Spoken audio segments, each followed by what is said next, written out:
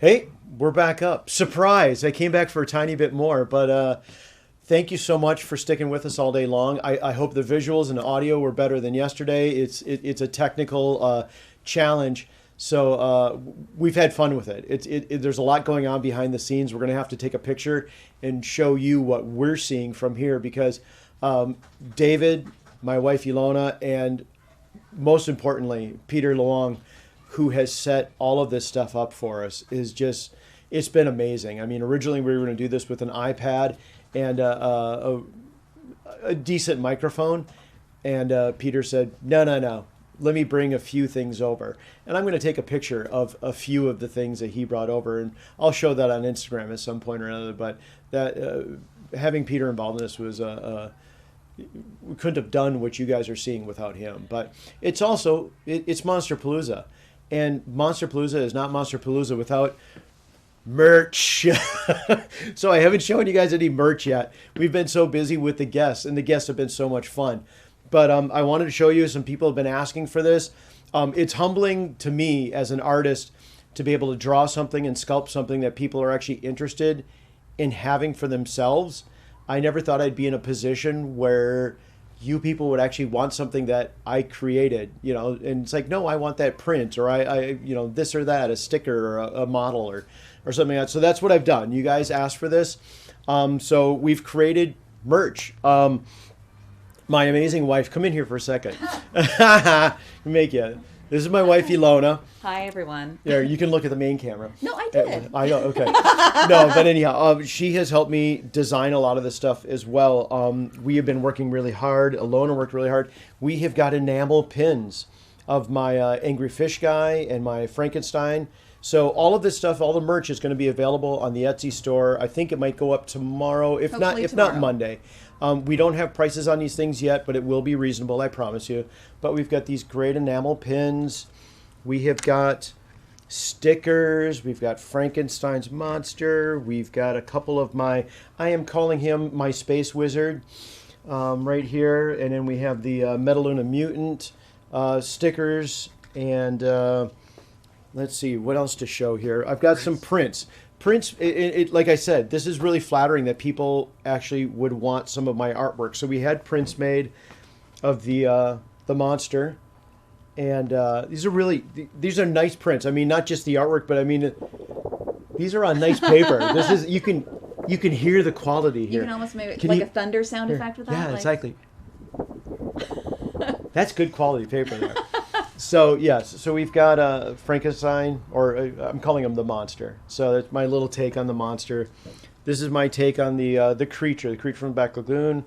Oh, I've been talking all day long. So that's my take on a creature, and I do call him Angry Fish Guy.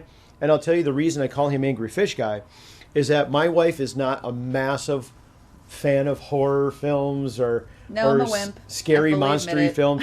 So I did this drawing and she goes, "Oh, I like the cute little angry fish guy."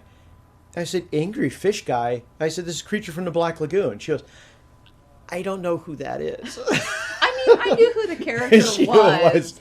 But I gotta admit, I'm a little bit of a scaredy cat. I don't really watch horror movies or even monster movies. So. I'm gonna make her watch it. But yeah, it's Angry Fish Guy. I like it. It's stuck. So this is the zombie that I will be fabricating, and we're gonna do a little bit of fabricating right now after I show you my merch here. So this is the zombie that I'm gonna be fabricating, and so that's a print as well. And in this one, I'm going to be fabricating as well, relatively soon, and this is my Vincent Price, and I can't wait to start this one. And again, he's going to be on the scale of like the Metaluna mutant back here and the monster. He's going to be about 30 inches tall. My wife keeps saying, maybe we could make them smaller.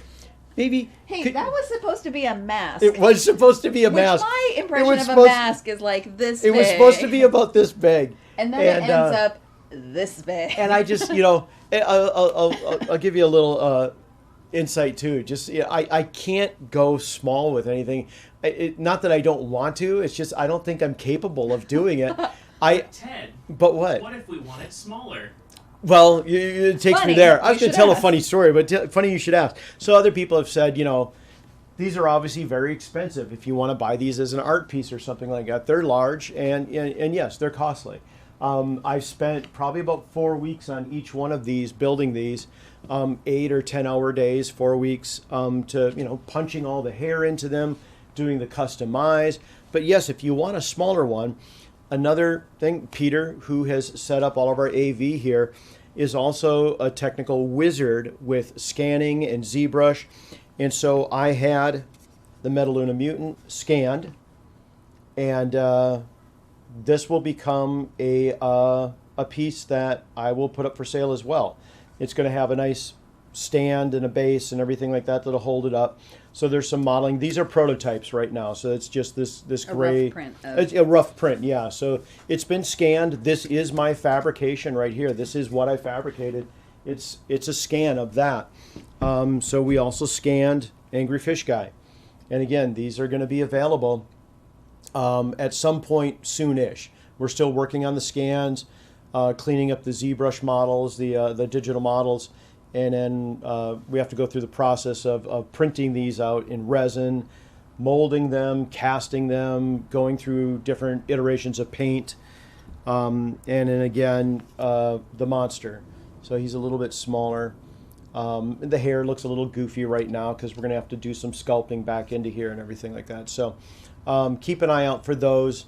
But this is just really fun to be able to see what I've created in foam and then scanned and then created smaller, but it's still mine. This is my guy.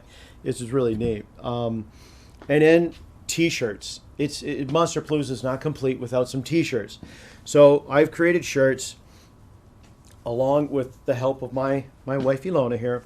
So we've got Angry Fish Guy, and on the back of Angry Fish Guy we have got, let's see, I'll hold this up closer to the camera here too, so we can, let's see, where is it? We good? Yeah, perfect. Okay, and on the back is my logo, Ted Haines, the Foamfabber, right there. So we've got Angry Fish Guy. We have got the Metaluna Mutant, and again with the logo. I'm going to hold it up a little higher because somebody's pointing to the heavens. And then we have got the monster. And so this is artwork that I did.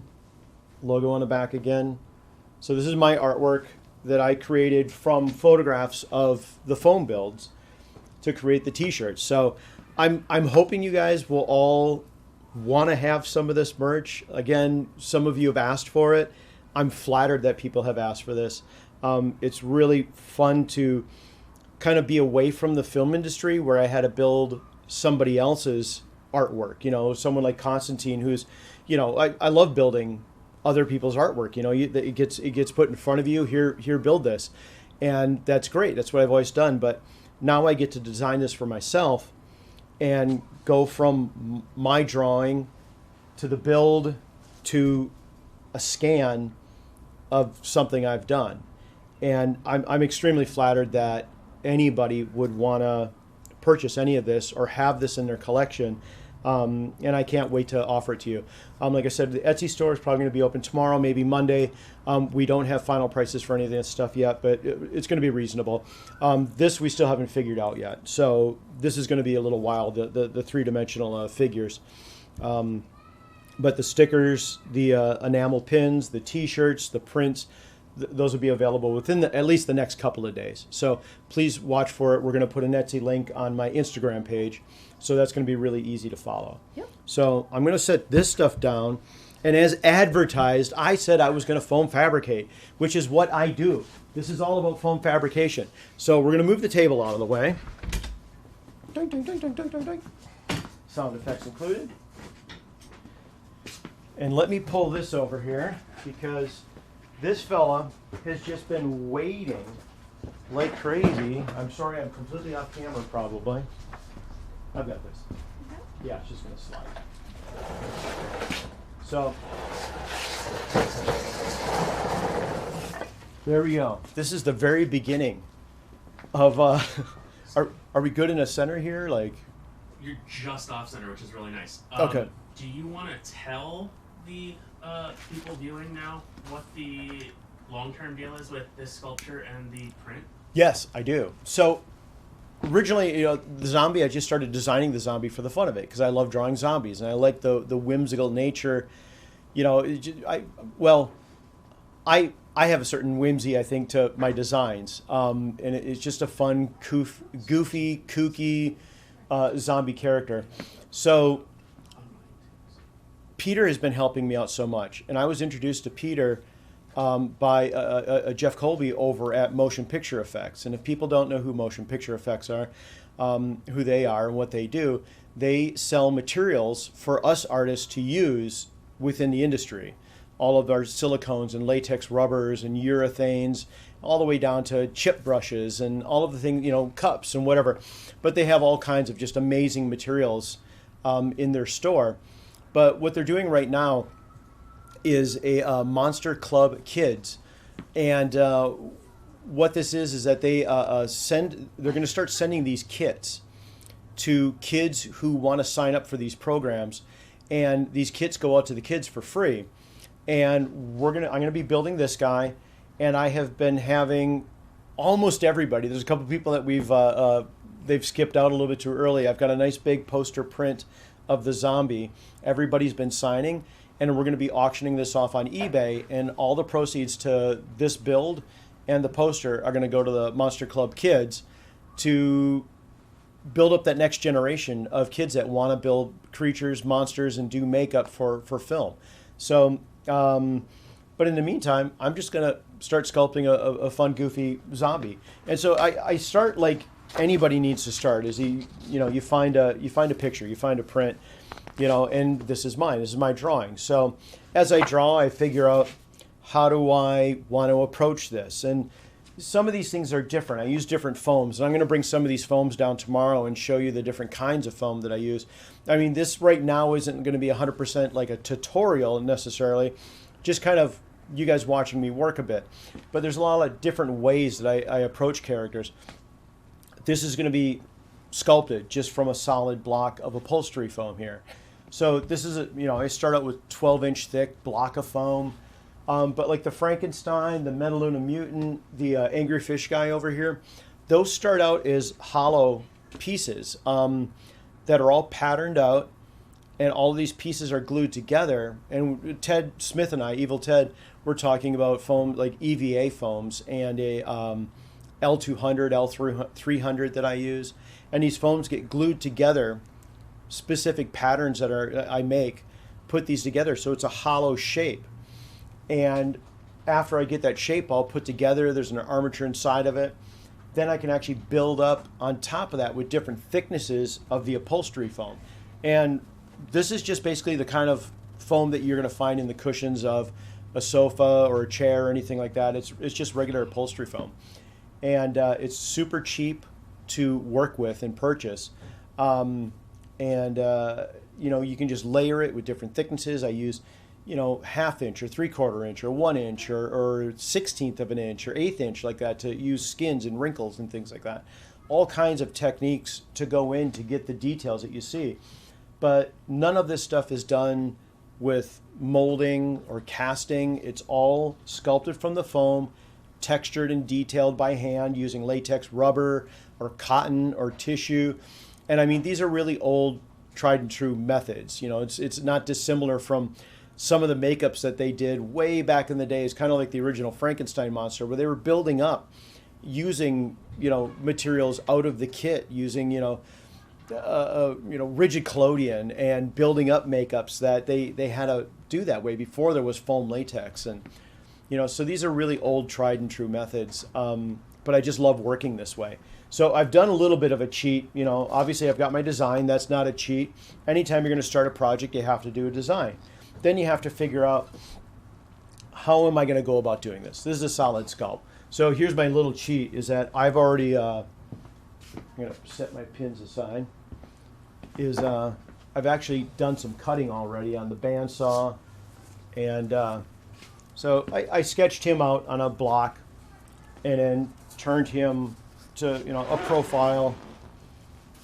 So I've got some of my cut lines already sort of figured out.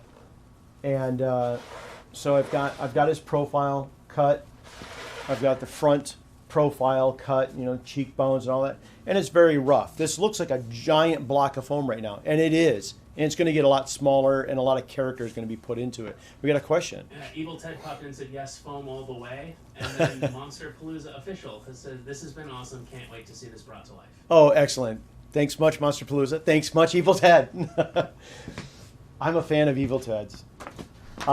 So let me do a little bit of carving here and just show you how I start the process in just a couple. I don't know if I'm on camera still. Sorry. Yeah. All right, so just some of the tools I use, and again, these are all really accessible, and the things I want to show people as they go forward and start doing some of these live tutorials is how accessible the tools are, and how easy in a way this can be. I mean, you have to practice your sculpting, practice your anatomy, your drawing, and just the artistry in general. And just the more you do, the more you're going to learn, the more you're going to get better. And as I said, when I troll Ted Smith's pages, it's practice, practice, practice. That's how you're going to get better. If it looks bad the first time, it's going to look better the second time. It's going to look even better the third, fourth, fifth. This has to be the, I don't know how many hundreds of creatures, the muscles that I've sculpted, all that kind of. So I'm going to try to talk and sculpt at the same time, maybe take some questions. I'll turn this while I'm, and you see this plastic bag down here. Actually, this is all just filled with off-cut pieces. I keep some of the larger pieces, but all of these scraps that you might see hit the floor, for years, we just kind of put these in trash cans, and they went to the landfill. And I actually hated that. I'm really kind of a big fan of recycling. So I got to grab a Sharpie here real quick. There's one in my drawer. So I'm certainly a fan of recycling these days. I got another picture right off camera here, so that's why I'm looking over here of my my zombie. I'm just trying to draw out like where his shoulders might be and the chest. So I want to make sure I'm sculpting, and like this is the whole kind of takeaway method here, and I've got to glue this together a little bit better. Actually, I don't know if I should probably pull this apart and show you another cheat actually, so I can spray glue him back together. So his head is just sort of tacked on there. So I've got like 3 or 4 pieces, and this is the neck, and I can tack that back on. So when I say tacked, I mean it's just a little bit of spray glue to get this to stick together right now, so I can pull it apart and show you the armature. Don't ever start something like this without an armature, because cutting it apart and trying to stick an armature back in it, it's kind of difficult to do, and you kind of end up wrecking your thing. This is a really heavy duty armature, and it's not what I would typically do or what you should do. This is speed rail. They're really expensive pieces. I think like this one speed rail joint right here is probably $12 or something, and this aluminum metal is very expensive and all this, but this is PVC pipe, super cheap. Just some plumber's clamps here, armature wire. Is the armature wire so you can pose it as you go? Right. So I can make the arm go out, and just to get it out of the way while I'm sculpting maybe, and then this will come back in, and I'll do the fingers on here, the wrist and the hand. So yeah, and right now I can just get that out of the way, but I want it there. But if you go PVC route and all that kind of stuff, it's really inexpensive. Now armature wire too, it's fairly expensive to buy good armature wire, but I'll show you a good cheat that I use often when I have to pay for this myself. When somebody like if I'm working at K&B or Legacy Effects or something like that, when they're paying for the armature wire, I don't really care, because that's what we all use. This right here is I don't know if we're seeing this on the on your TED camera. Oh, on TED Cam, okay. This is just a copper grounding wire that you can get at like Home Depot or Lowe's or anything like that, and it's really stiff, and it's actually really durable, and it's really cheap. It's a lot cheaper than armature wire that you would get at a craft store or have to order online. And so I use this quite often because it's really strong and really inexpensive. And that's the thing, I have to buy this stuff myself, so I have to keep the cost down. Especially for something like just armature, I have to cut some corners, and it's not really cutting a corner. this is another thing that you actually have to spend some money on. This is 3M 74 spray. This is really great contact adhesive, and this is always really dangerous because I actually got my nice clothes on, and I've got these nice monsters around me. But whenever I spray this for the first time and I haven't used it, I always kind of spray it into a trash can. Mackenzie, can you hand me one of these trash cans right here? Here comes my daughter. Say hi to everybody. Hello. You're on TV. So I'll just show you what this looks like spraying. So if you've never used 74 spray, it comes out in that nice, I have to turn the nozzle here because actually you can get like this nice wide stream coming out. And I'm going to spray it into this channel that I've made here, and trying not to overspray and hit my nice characters back here. But I'm going to put on a layer, and I'm going to do something too that I'm always really bad at, is closing up my knife so I don't end up grabbing onto a blade, because that would be terrible. So both front and back. Desert Critters says hi. Hi, Desert Critter. So spraying these up, and I'm also going to spray the inside of the foam. Now, typically I might have on a respirator to do this, or I'd just be doing this outside. I'm doing this in my shop right now, which there's a giant roll-up door behind camera. I've got another door over here that's open. We've got a little bit of ventilation here. So typically, this is something you do outside. You don't do this in your apartment. You don't do this in the living room. And I'm also spraying away because if this gets clogged up, it tends to like shoot sideways or something. So just doing a nice coat on both these. And I'm going to do 2 coats of spray because I want this to stick together forever. So I let this dry a little bit in between. And again, this type of spray is not cheap. I think 1 can of 74 spray is around $30. And I will easily go through about 6 of these in one project, and that adds up. But it is the best spray that I have found so far. There's other spray glues that I use for sealing different things. They're a little bit cheaper, but for actually bonding something, this 74 spray, that's the way to go. Rolling off of that, Mural Guy says, what's the difference between 3M 74 and 77? Okay, 77 is more aerosol. So it's going to spray out almost like hairspray or something like that. It's more atomized, and it mists all over the place. I hate the feeling of it. You can feel it on the hair on your arms. It gets all over the place. Where the 74 spray, I don't know if we can actually pick this up on camera or not. I'm going to get to this close. We saw it when you were going in the trash Okay, can. so you can see this very directional spray. I like to get closer because it sort of fans out just a few inches away from the nozzle, and you get a nice even coat. Now, I'll use this sometimes too if I'm doing a creature. I'll stand back and let that big rope kind of come out of there, and you can see all this great texture. And you hit that with a heat gun or even just a hair dryer, and it'll bubble up and blister up. It makes really great texture on, for a monster or a creature. So, it depends on what you're going to need. I think I used a little bit of it on the Metaluna Mutant up there, along with some Nernies and other things, and we'll talk about Nernies later on. But so I've got 1 layer on there. I was talking about earlier the upholstery foam. So that's all that's in this trash bag. And I'll just put my offcuts, these little pieces. Clearly, I can't use that again. I probably wouldn't use that. If there's big pieces in here that I feel like, maybe I could make an ear out of this or something like that. So I'll rummage through my bin. This might be decent for, some other little pieces. So it just all goes in there. And if I decide after I'm done with the build, I don't need any scraps anymore, this goes back to Atlas Foam, where I originally bought the foam, and all of the offcuts get recycled. And you enjoying the 74? Yeah. I am. Desert Critters, by the way, is Darlene Nelson. Oh, hello. How you doing? I know Darlene.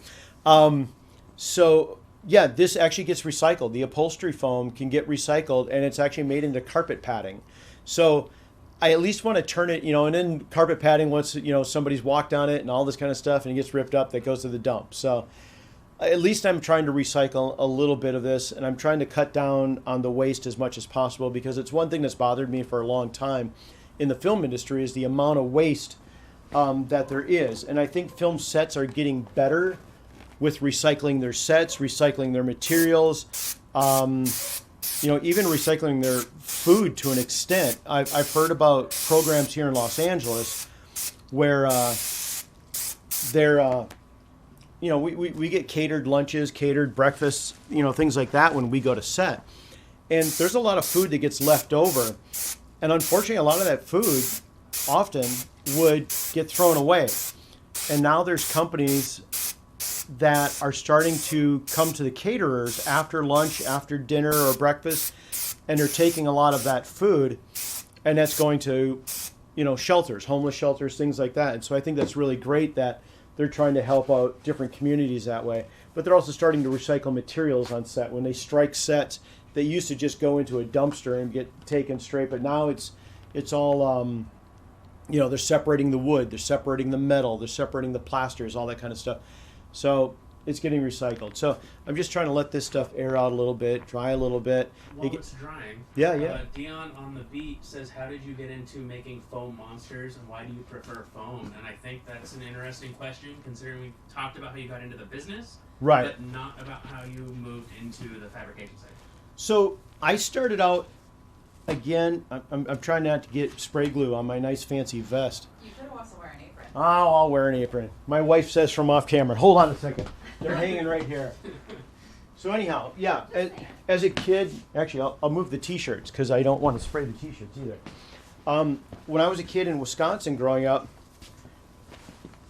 I knew how guys were building creatures and monsters, and they were sculpting them. They would do plaster, big plaster or fiberglass molds, and a 12-year-old kid in Wisconsin is not going to be able to get a hold of 300 pounds of water-based clay or, hold on a second, I'm concentrating here for just a moment, putting these pieces together. Getting like 300 pounds of water-based clay. Where am I going to get, the plaster to mold something that large, or fiberglass resin or anything like that? So I had read a couple of books that a lot of the old creatures in the eras of Star Trek and Lost in Space and a lot of those types of shows, they were foam fabricated creatures a lot like this. And it's a really cheap, really inexpensive way. Now, so I started experimenting with the foam, not necessarily knowing that the industry was still using it quite a bit, and especially in low budget filmmaking. And so I got into doing it as a kid because it was inexpensive. And I knew it had been used before back in the 30s, the 40s, the 50s, even the 60s, and maybe even beyond that. But I was convinced, well, no, of course, everybody is like sculpting and molding. It's how I got my first job, though, is when I came to Los Angeles and had an interview with John Beekler. And he looked at my portfolio, and he said, "Oh, you're a foam fabricator." And I was like, "I'm a what?" And he says, "You've got all these character suits and puppets and things that you've made with just foam." And I was like, "Well, I just do that because it was cheap. And I couldn't afford clay and I couldn't afford to do all this." And he goes, "Oh, no, we got to make this stuff really quick and cheap and easy." And so, we fabricate this stuff out of foam. What? I'm sorry. Mark Tavares has a very good question. Yeah, I was letting you finish the last. Oh, no. So, everybody's giggling behind camera there. You'll know why. I know why. Because there's all these smart asses I know. No, it's a question that he probably very well knows the answer to. Probably. So anyhow, does that answer the question at all, David? I think so, yeah. Yeah. Mark Tavares said, do you ever use brushable contact cement like barge? And do you think it is important to dress like a Victorian butcher when fabricating foam? And I think that also kind of leans into... number one, yes. Where's his wax, damn it? Let me turn my mustache up a little bit, yes. Yes, of course, I should be dressed like a Victorian butcher. The barge question into what you're doing, I was going to... The barge... Under the 74, 77, these are contact cements. So yes. Airing it out. Barge and 74 and 77 and 3M90 spray. There's another spray I use. It's called a 581. I can't remember. I'll pull that out and we'll have it here tomorrow. I've got it in my fire cabinet over here. But they're all contact adhesive, so that's why I'm kind of like letting this dry, and I'll do another little coat on there, and I'll smash them together. But yeah, barge is something I use often, and that's usually what I'm using to glue together when I start, like the monster over here, Angry Fish Guy, the mutant, is gluing those edges together because it's a contact adhesive that holds super, super well. It just bonds it. And again, it's a two-part, or not a two-part glue, but 2 layers, stick them together, and it's just going to hold like nails. And Motion Picture Effects just came out with some new stuff you're going to play with. They did, and he dropped off. And honestly, I haven't experimented with it, but Maybe we'll play with that on camera tomorrow? If I have some time, actually, yeah, maybe we'll experiment online live. But it's a water-based or latex-based contact adhesive specifically for L200 for EVA foam, and they're saying it sticks just as well as barge, which is great because barge is a cement. I'm waving this in front of my face. I'm sure it's great TV. That's high. Exactly. So anyhow, guys, this has been really great. I gotta take a drink because I've been talking a lot. The motion picture effects stuff, I believe, also comes in a thin version, which is also is water thin. It can go through an airbrush. Right. And they also have a gel, which is not as sticky as barge. It's like a Liquitex medium. Right. So I'm going to definitely experiment with both of those because to use something that's nowhere near the toxicity level of barge. Barge is extremely toxic. It has a thinner that comes with it. You can thin it down. I think it might be a toluene base, which is just so, I mean, if I do a lot of barging, I'm outside. I'm at a table. I don't have a spray booth here. And typically when I would do any kind of barging, or we use another really horrible glue in the industry called a 3M 1099. And that's another contact adhesive. And holy smokes, talk about something sticking like nails. When you're putting together suits for like a Pacific Rim or anything like that, and we have to glue all these urethanes together, or even the Iron Man costume, which is primarily urethane. You know, we use this glue called 1099, and that's thinned out with MEK, methyl ethyl ketone, and talk about dangerous stuff. That is something that you do not want to do indoors. If you're doing it indoors, you got to have a spray booth. You have to have on a respirator and all these things. So, you know, it's about, you know, keeping yourself safe as I unfold my crazy knife. But I'm just drawing some marks on here as to where I want to do the shoulder. I don't know if I want the shoulder to roll forward or if it's backward. And I kind of like the forward roll. So I've got a 12-inch wide piece of foam here I'm dealing with. So, but I also have to be a little bit careful because this is like retractive, or is that the right word? Retractive? Detractive? Subtractive? Subtractive. It's, you know, I'm taking away. That's the kind of sculpting I'm doing. Additive and subtractive. Oh, there you go. Additive, subtractive. Thank you, sculptor. But you can still do both with foam, right? I can layer. I can add more foam onto this. But, you know, you don't want to carve away so much foam that you have to add it all back. And, you know, I'm certainly not carving wood or marble or anything like that. So it's and this is all going to get covered in more textures, you know, latex, rubber, and tissue, and cotton, and all of that sort of thing. So, yeah, I can. Critters says, don't like the smell of barge at all. Glue sticks? Question mark. Hot glue, no, because if I ever had to hot glue something like this together and then I've got to cut through it, I would rather cut through the dry glue. The dried 74 spray or even barge, once it's dry, it's dry. It's not going to be sticky and tacky. Does the hot glue melt the foam metal? I guess it depends on what type of It foam. can definitely, it can burn it. This is there's my little blade bin, so. Ed Smith sent a thumbs up. Excellent. You know, I was going to show you a quick little trick too. I'm just changing out my blade because it was getting a little bit dull.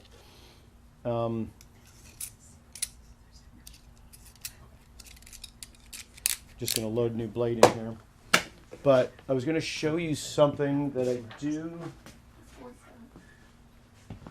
These are Persona blades, and these are scary, scary sharp. I'm going to knock on some wood. I have never cut myself with a Persona blade. Maybe a tiny nick What? I was going to say, you have technically, but yes, maybe a tiny nick. I Not have. badly. I have. Never badly, but that and the scalpels. Yeah. They have the disposable scalpels in shops too, but they're so sharp you won't know you cut yourself until there's a pool of blood. And that's like butter. It'll just. That's with Persona blades, and that's when I started. I used to do a little bit of sandpaper, some fine grit sandpaper on the edge here, and you notice I haven't taken the paper off of this yet. I think can we go to the this camera? Oh, okay. So are we close-ish? I can cut to guest. You want to go to the guest camera? Yeah. Real quick So that's a Persona blade. and bring it in this. There you go. Perfect. Up a touch. There you go. Persona. So that's a Persona blade. Do you want to So show it again with paper off? I haven't taken the paper off yet, but I still have to do something to this because I was going to show you the channels that I cut in the foam earlier to make room for the PVC pipe and for the armature, basically. So I don't have to try to compress the foam around that. I wanted to hog out a channel that would go around all of that. So I'm going to show you how I do that. And Persona blades are they're bendable. You got that nice backing on here, and I just take that and start to work it and bend it. And this is why I keep the paper on it. And sometimes I take a needle nose pliers and I bend that. And you just keep kind of bending it around. You can break these too. They'll snap. I have David sitting behind camera going, yeah, stop doing that. But this is why I do it with the paper on. And so I'm bending that around. And I'm kind of creating that little channel there. And then I don't do this with my fingers. I do this with another blade that has a handle on it. And so I can keep it away from myself. And there you go. You got a nice, really, these are made, these are for cutting hair. You put these into special tools, and that's how they do hair cutting with these blades, but they're in a special device. So then when I'm going to hog out that channel, Up just a touch and towards you just a little bit. There you go. We good in Foam's here? in a good spot. So I just take the blade and I can push into foam and it cuts the channel up. And then I can just go a little bit more, go a little bit more from that direction. Do you always cut towards yourself? Always cut towards myself. Did somebody ask that question, or No, is that that you? was me. No, I mean I've got control over this. This is why, and you know, if I were to like stumble and you know get this caught in anything, I never have ever tried to like catch this in midair. It's like, nope, I just let that hit the floor. I would rather let that hit the floor and put my arms up in the air, because I am not going to catch, you know, this in midair and let my hand slide up on here, because it will take your flesh right off. You have to be careful with this stuff. And then I just put it in a cup, and there's a giant blade bin I have over here in my shop, and it fills up. And then talking about recycling, I take that to steel recycling, to metal recycling.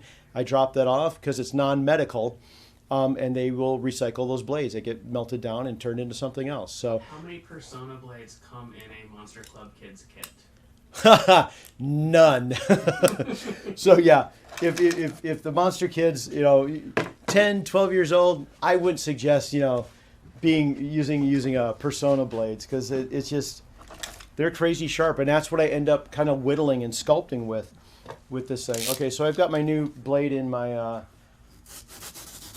and these are just the retractable, the snap-off blades, so you can snap these off a little bit of time, but I use the whole blade stuck out like this. So I'll just start whittling on this guy, and I know it's very exciting for me to start on the back. Maybe I should start on the front. And I'll rough something like this out fairly quick. Usually I'm just letting this stuff hit the ground, and I'll pick it up later.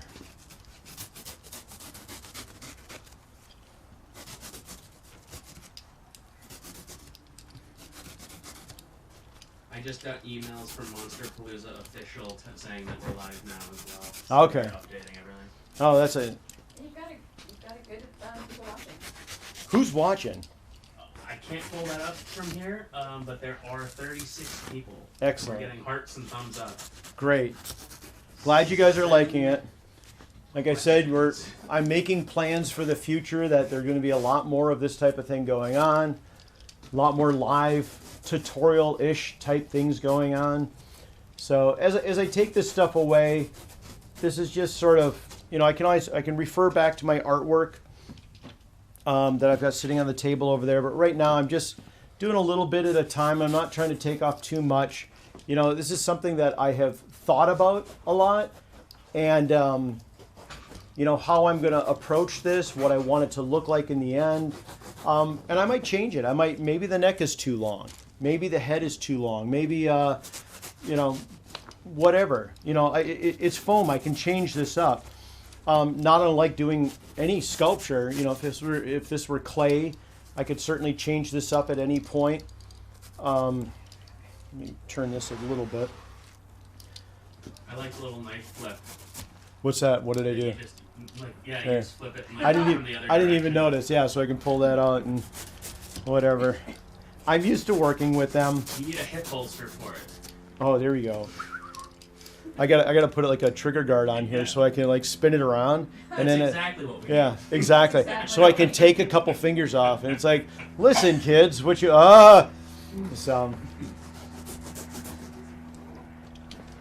So yeah, I've been working in this kind of foam for a really long time. I could never get giant blocks like this when I was a kid because the upholstery store near me that always gave me their scraps, they were usually 1 inch or 2 inch thick. And the first guys that I got this foam from, they gave me a can of spray glue. I can't remember what it was, but that would have been back in about 1979 or 80.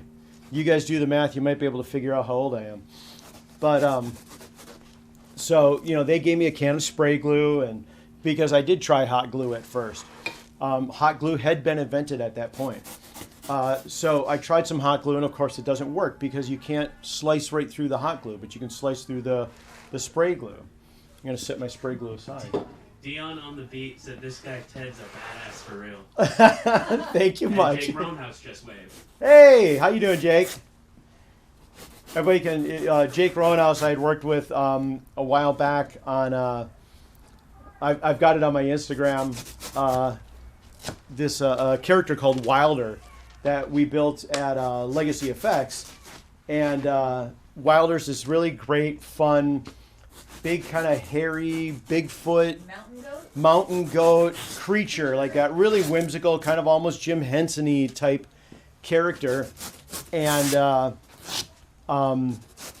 was so much fun to shoot. And Jake was in that suit. We got to go to what city were we in? He says Durango. Was fun. We were in Durango. What's that? Jake says Wilder was fun. Wilder was fun. We were in Durango, Colorado, and it was a PSA for Colorado for like, hey, come and hike our trails, come and do this or that in our state. And so we built that at Legacy, and that was a big team effort at Legacy Effects, just in fabrication. And again, we don't do this stuff alone. So somebody had to design it and sculpt it, and it got molded. And I built the big fat suit, muscle suit, and did the hair suit on that. I don't know, were you in on that at all, Alona? A little bit. I mean. So my wife Alona and I, we met at Legacy 6 years ago. Sure. She says yes. The great thing is about my wife, and neither one of us can remember how long we've been together, and it hasn't been all of that long, but it must be relatively long because our daughter's 22. I can't figure it out. There's some weird math going on there. No, Alona and I met at Legacy Effects, and she was in fabrication as well. So she's a fantastic costume designer and builder. Came from the mascot world of building, fun mascots for walk-around theme parks and things like that. So, and she also worked on a little tiny show called The Mandalorian. And we're going to get her on camera probably tomorrow, and she can talk about her experience on The Mandalorian. I won't pimp it, but she did a really great character on there that everybody loves. So, and we'll talk about that a bit. Hey Ted, while carving foam with that knife, would you say that this is the way? This is the way. This is the way. Ooh, nicely done, David. Somebody says it looks like Yoda is judging your work. Yoda is always judging. Yeah. I don't know. Angry Fish Guy seems like he's just uncomfortable and wants to look away. He's just looking away. He doesn't want anything to do with it. Frankenstein's kind of looking over my head. Metaluna Mutant's just kind of got this blank stare, like he always does, you know. So. Yeah, but I do like that Yoda really does look like he's being super critical. Especially from this camera angle right now. So I can already see something I want to change up here. That I want this shoulder to be rolled forward a little bit more. And again, luckily I'm working in foam, which means I have to bring this armature piece that's going all the way through here forward a little bit. So I'm going to have to cut this open and kind of bring it this far. I might be able to sculpt it back and then just twist it forward. So maybe I'll do that. But as I'm sculpting this, you know, normally if I was sculpting this in the shop, if this were for a TV show or for a commercial or for a feature, you know, we would probably take a little bit more care. You know, a lot of these things have been kind of carefree. You know, I do a design and, you know, I definitely think through and draw up patterns and think about how I'm going to approach this. But once, you know, transferring something from 2-dimension to 3-dimension, you know, it's a little bit different. And things change. And you have to be adaptable to that change. And so it's no big deal. To me, it's like, no, I'll just chop that in, and I'll just. David's eyes just went, oh my God, what'd you do? But again, it's just foam. So again, even if this were a clay sculpture, it's simply clay. I can just add more. I can take some stuff away. I'm trying to be a little bit more careful, like I said, about this, because I don't want to take so much away that I either have to start over or I have to add so much more on. So, especially when I'm getting into the face here, I'm Jake trying. Says you're doing some fabrication freestyle. Yeah, exactly. This is fabrication freestyle. Absolutely, it is. You know, with a little bit of thought and design behind it. But you know, and then I've got this piece over here I can keep kind of laying over. You know, when I start getting into wanting to do the nasal folds here, something like that, I might just cut like I'm doing all the way through up onto the nose, because this is just kind of this is sort of a template now. And I mean, sometimes too, I might actually just print out my drawing to the full size that I want. I didn't do it for this. I just kind of I'd done the drawing and redone the drawing and worked on it and studied it enough that I just freehanded sketched it onto there and just kind of hoped, you know, lined up and that I was getting really close. So now I kind of know where these nasal folds lie in here. So if I want to start to sculpt that in, I do like a little line here. It doesn't matter kind of how deep I go with it, because I'm only going to start contouring this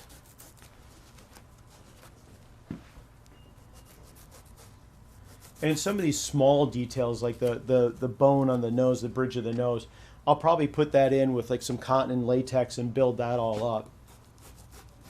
But I can start to add a little bit to character in here. And then again, I can just kind of use this again as my template and cut the eyes out. So if I want to try to keep within this sort of pattern that I've created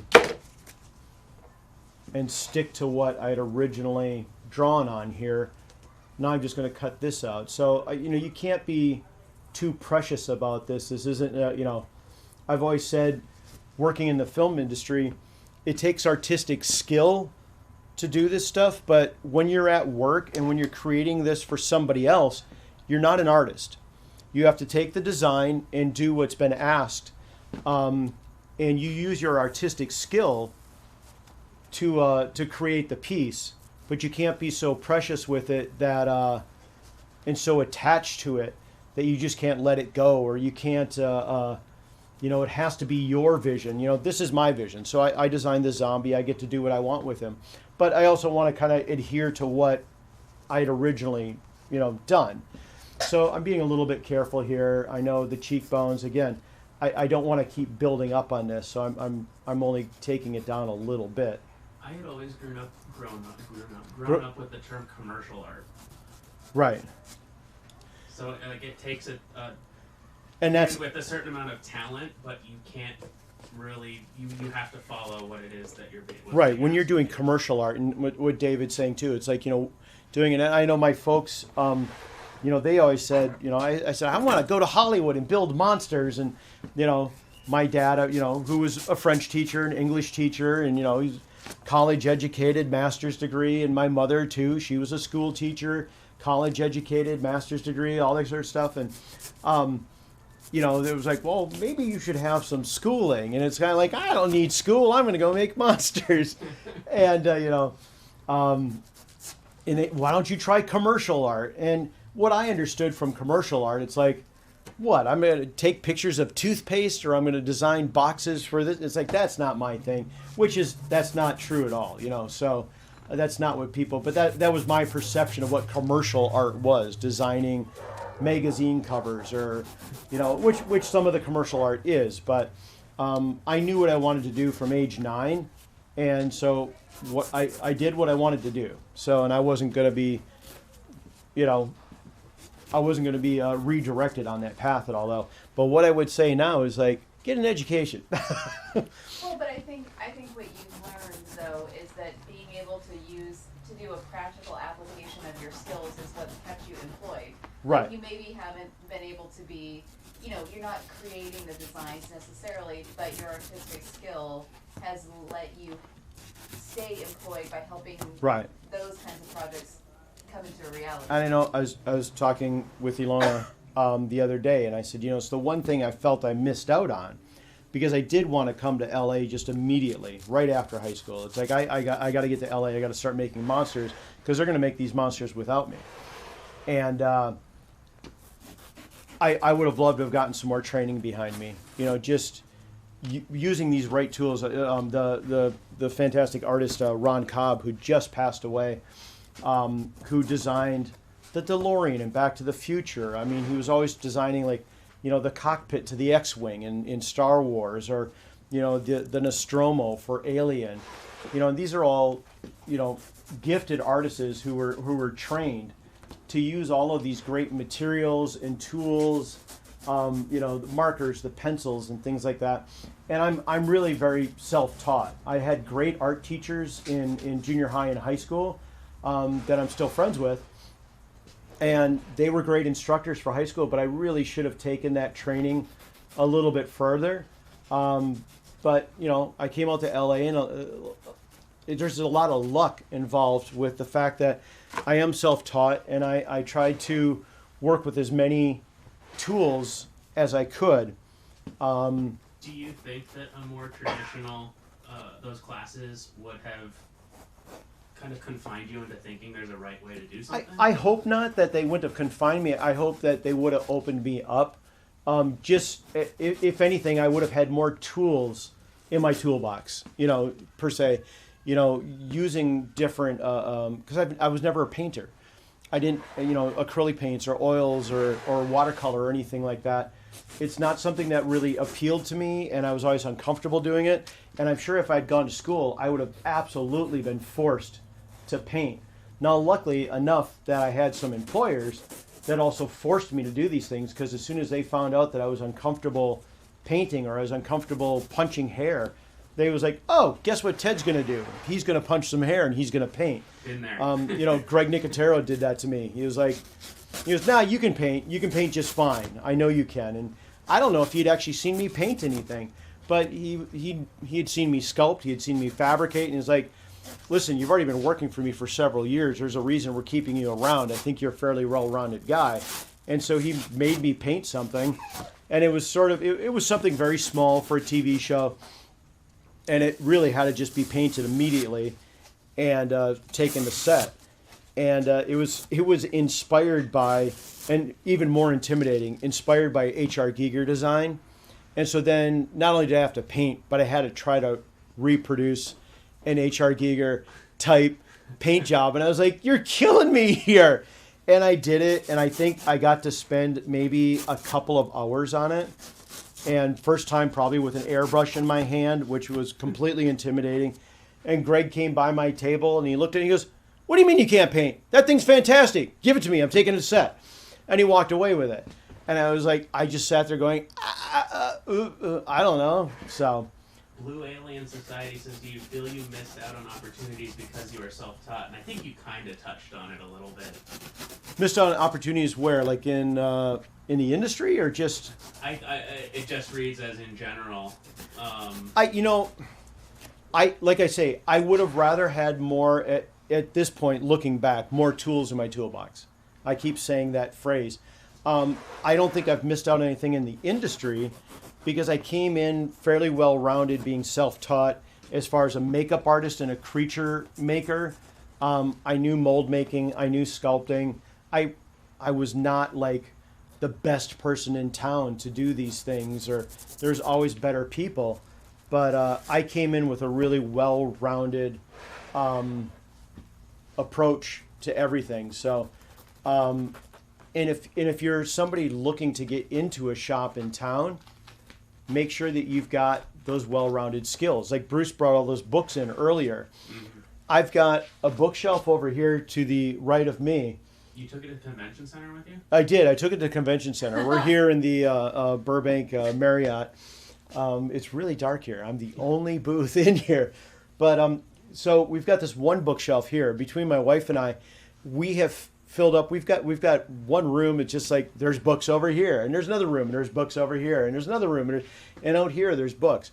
And we're both researchers. And I know a lot of this stuff is on the internet now, but I can't help not buying a book and having it in my hand. Let me grab something real quick. Well, number one, it's like I'm just gonna grab a stack here real quick. Just happens to be on the front here. It's probably one of the last ones. This is a Synfex number 16. It was Rick Baker.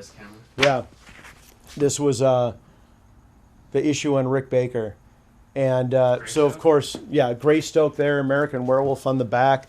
I mean, this thing is so beat up. I can't tell you. There's probably a little bit of clay in the pages because I would look at that, but then I just keep, collecting the Synfex magazine. I mean, this has changed over the years because so much of it was practical effects when I first started collecting all of these. And sorry, I'm gonna walk off camera and put these away. But then there's so many. I mean, there's comic books on this. I've got all the Marvel books, the making of, and Star Wars, and all the production art and stuff like that.